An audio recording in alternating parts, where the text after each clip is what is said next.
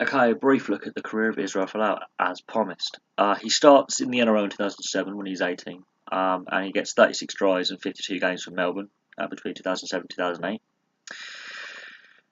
2009 season he goes to Brisbane, the Broncos, and he gets 37 tries and 36 games over a 2-year spell. That is saying something. His strike rate goes up. He plays less games as well.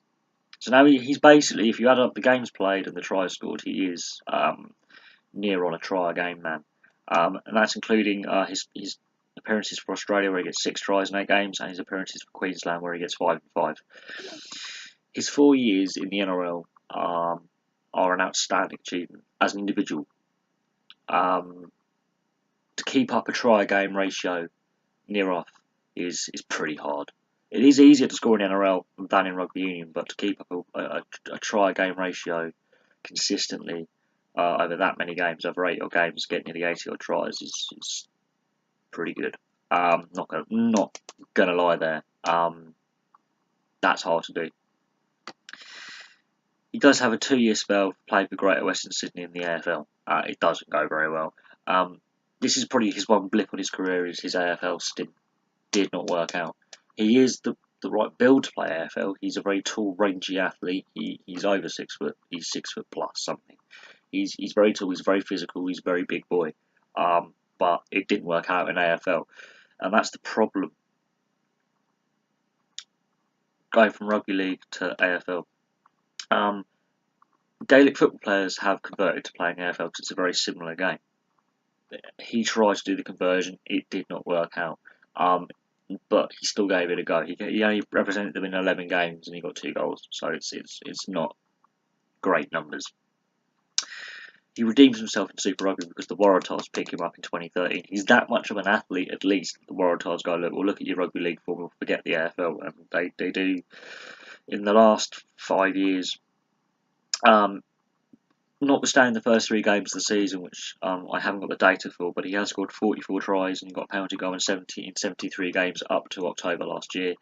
He's also had 62 caps for Australia and 32 tries. That's also changed as well because there have been Australian appearances. So, but as of October last year, that was the figures that I had to go by. Obviously, they've changed, but you got to look. He's still a 70% strike rate in Rugby Union. And at international level, he's got a 50% strike rate. So at club level, he's still knocking them over at 70%. Every 10 games played, he'll score 7 tries or thereabouts. So his strike average has dropped, but the code is different. But even so, a 70% strike average of tries to games, and at international level, 50%. Not bad going. At NRL level, almost 1-on-1. Every game played, he would possibly score a try. A 1-to-1 ratio is terrifying. I don't think I've ever heard of any athlete, covering both codes of rugby and playing AFL. Now, I could be wrong. There may be other tri-code athletes out there, but he's played at the top level in 3 of the 5 footballing codes. We're not counting soccer and Gaelic football here. I don't think I've ever heard of anyone doing that. And in Australia, he's played the 3 main codes. And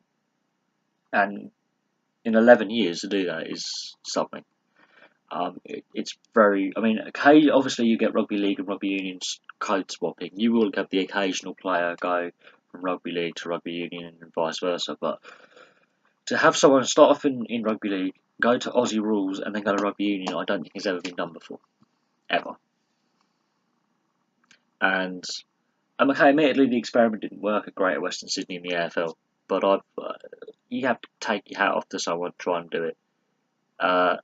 When you're an adult trying to learn a brand new sport which you've never played before, fair play. I have a lot of respect for an athlete to do that.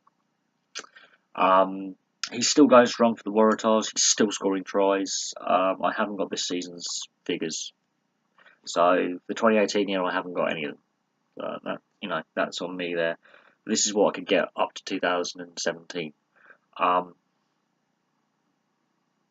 but you just have to look at the numbers. I mean, rugby league, he was a try game man. It's very rare to have a rugby league player have that kind of strike rate. That is exceptionally rare.